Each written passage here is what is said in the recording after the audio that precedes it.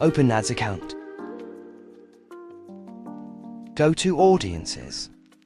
In Custom Audience, click on Create a Custom Audience. Here we will create a custom audience for website.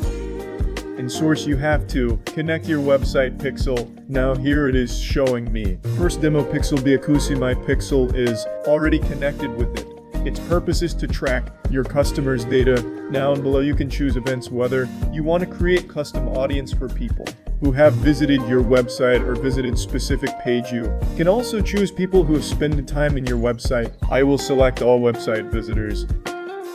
Now in audience retention, you can choose the audience who have visited your website in past 30 days. I will choose 10 days. You can include more people by same method or exclude audience. Here you will write audience name. I will write demo audience. In description option, you can describe your audience, but it is optional. So I will skip this. After all this, you will click on create audience and your custom audience will be created.